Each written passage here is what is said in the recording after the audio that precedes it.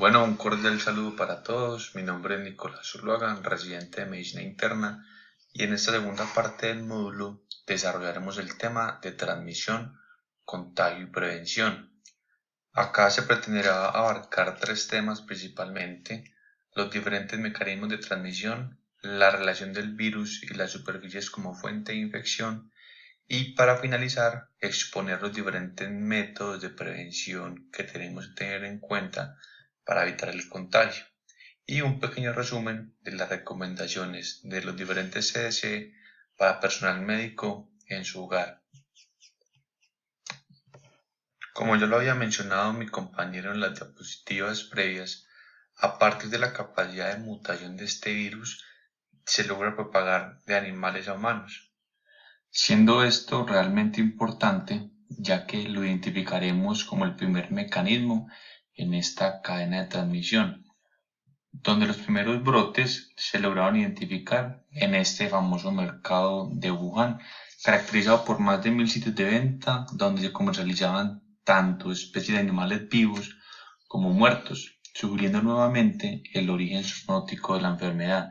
De hecho, como se mostró en ese estudio, la gran mayoría de casos, de hasta el 55%, estaban vinculados con el mercado hasta el 1 de enero de este año.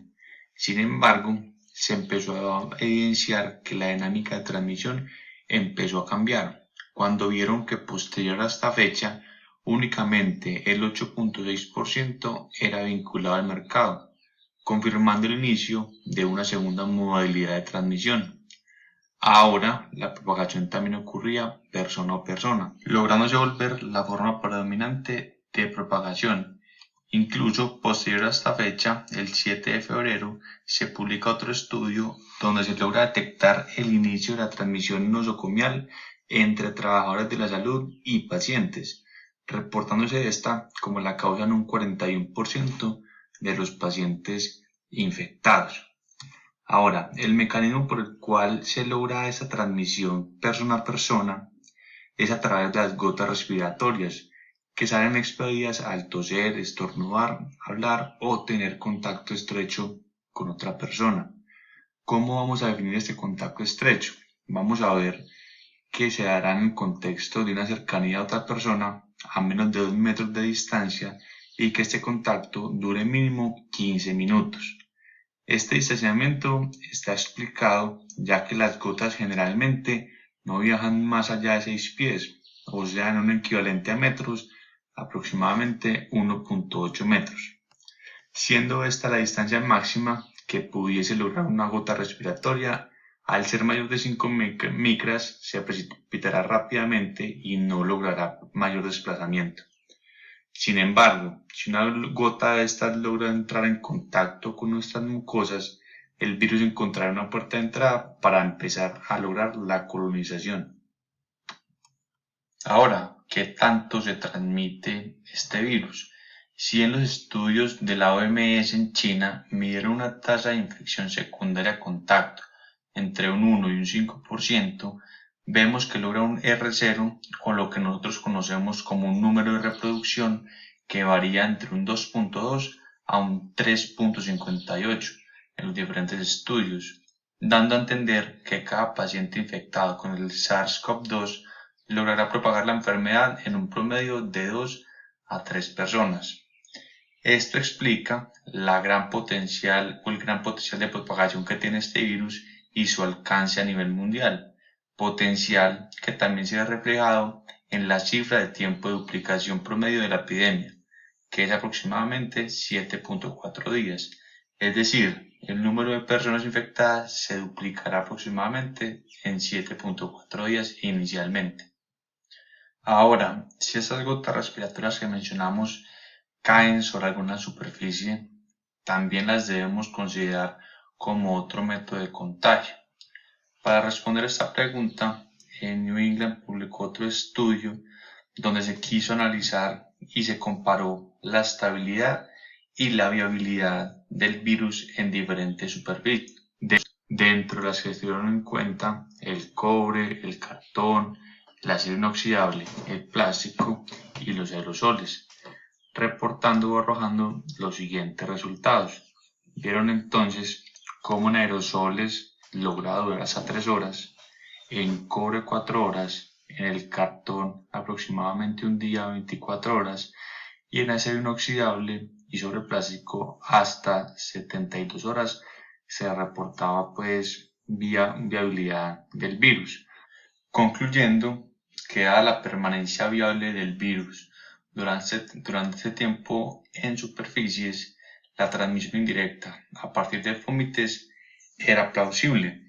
Un ejemplo de esto es que nosotros, posterior a tener contacto con alguna de las superficies que mencionamos y posteriormente tenemos contacto con alguna de nuestras mucosas, ojos, nariz, boca, logramos una inoculación directa del virus que podrá ser infectante. En cuanto a otras secreciones corporales, también se ha especulado un poco sobre la contribución a la transmisión, ya que se ha logrado aislar el virus en sangre y en heces. Incluso se ha planteado que la transmisión fecal pudiese ser una fuente de transmisión significativa. Sin embargo, hasta el momento, según el reporte de la Joint Commission de la OMS en China, dicen que la transmisión fecal-oral no aparenta ser un factor significativo en la diseminación de la infección. Por otro lado, sobre la transmisión perinatal y vertical, contamos con poca información al respecto. En 2 reportes que encontré, incluyendo un total de 18 pacientes embarazadas con sospecha o con confirmación de neumonía por COVID-19, en ninguna de ellas se logró evidenciar por laboratorio alguna transmisión del virus al feto. Sin embargo, sí han reportado casos de neonatos con el COVID-19. Hay muy pocos casos. Aquí expongo 2 de esos casos. Un caso de un neonato a los 17 días de vida que digamos que se logró esclarecer claramente la causa al evidenciar un contacto estrecho con su madre y con su cuidadora, que ambas ya habían sido diagnosticadas con el virus, y el otro, un bebé de tan solo 36 horas de nacido, donde la causa de transmisión no logró ser claramente esclarecida. Para explicar estos casos, intentaron buscar los diferentes tipos de causa.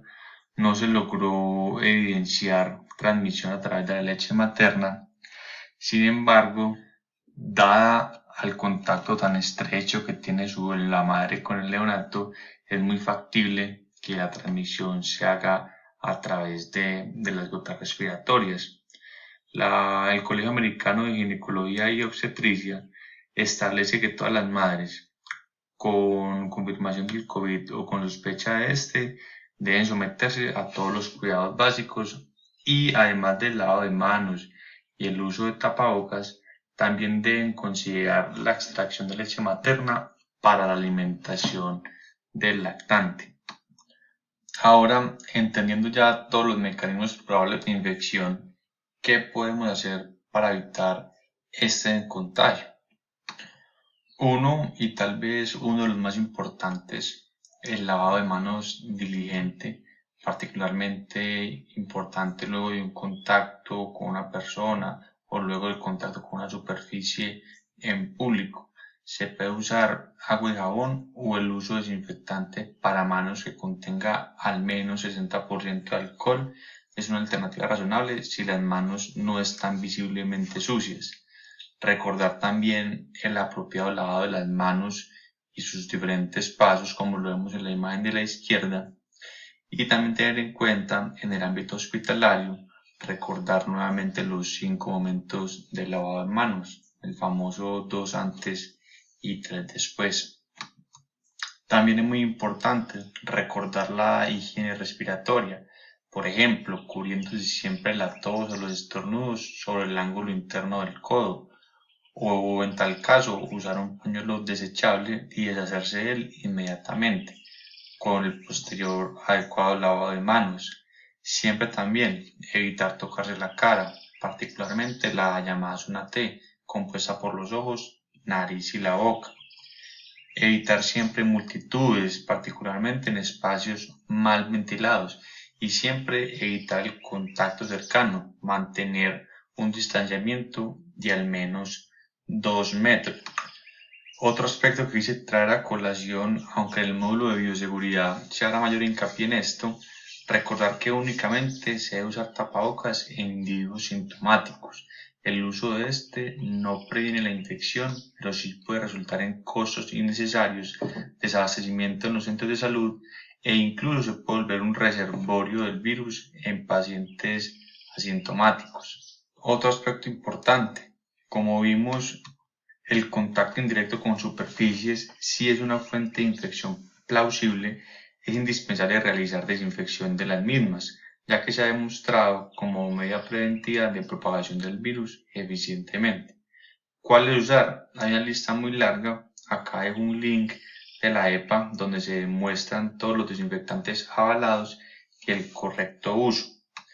Sin embargo, la CIN recomienda como productos de primera línea aquellos de base de cloro, etanol al 70%, peróxido de hidrógeno al 0.5% y el gliceraldehído en una concentración del 2 al 4%.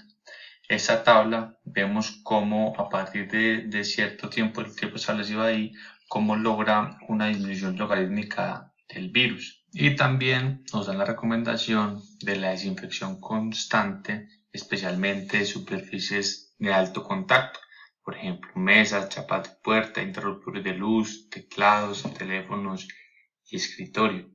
Y acá un ejemplo de cómo realizar algunas de las preparaciones efectivas en casa. Según la CDC, podemos usar 5 cucharadas de blanqueador por galón de agua o 4 cucharaditas de blanqueador por litro de agua. También, como diferentes formas según la tabla, vemos que también se puede considerar 10 cc de cloro en un litro de agua. Y ahora, para finalizar, quisimos resumir las diferentes recomendaciones que se deben dar a miembros del hogar, parejas y cuidadores en un entorno no médico en casos confirmados o en investigación según la CDC. 1. Siempre ayudar al paciente, ser diligente con ellos, ayudarles en las necesidades básicas del hogar, brindar apoyo para obtener alimentos, recetas u otras necesidades personales, monitorear constantemente los síntomas del paciente, ver si hay algún deterioro en la sintomatología, llamar inmediatamente al proveedor de atención médica, decirle que el paciente es positivo para el COVID-19 y esto ayudará a que haya un adecuado establecimiento del ambiente en el consultorio y evitar que otras personas cerca se logren infectar. Los miembros del hogar, siempre usar dormitorio y baño separado del paciente infectado. Prohibir el ingreso de visitantes a los domicilios. 5. Todos los miembros del hogar deben cuidar la mascota que tengan. No manipule la mascota u otros animales mientras tenga alguna sintomatología. Por otra parte, también es muy importante asegurarse que los espacios compartidos en el hogar tengan un buen flujo de aire, como aire acondicionado o una ventana abierta si el clima lo permite. 7. El paciente debe usar una máscara facial cuando esté cerca de otras personas. Y si el paciente no la puede usar, por ejemplo, por causa de problemas respiratorios, usted como cuidador debe usar una máscara cuando esté en la misma habitación del paciente. Usar siempre una mascarilla y guantes desechables cuando toque o tenga contacto con fluidos corporales del paciente. Posteriormente, deshacerse de estos materiales de la mascarilla y los guantes, no reutilizarlos y hacer un adecuado lavado de manos posteriormente. Evitar siempre compartir artículos del hogar con el paciente, no debe compartir platos, vasos, utensilios para comer, toalla, ropa de cama u otros artículos. Lavar bien la ropa, quitarse y lavar inmediatamente la ropa que puedan o hayan tenido contacto con algún tipo de fluido corporal. Usar guantes y mascarilla mientras maneja y manipula estos artículos sucios y lavarse las manos posteriormente. Colocar todo lo que se use, guantes desechables, mascarillas o demás artículos contaminados, siempre en un recipiente forrado antes de desecharlos con el resto de desechos domésticos. Y ante cualquier duda pues no dude en preguntar a su departamento de salud estatal o local o al proveedor de atención médica para estar al tanto de todas las recomendaciones. Muchas gracias.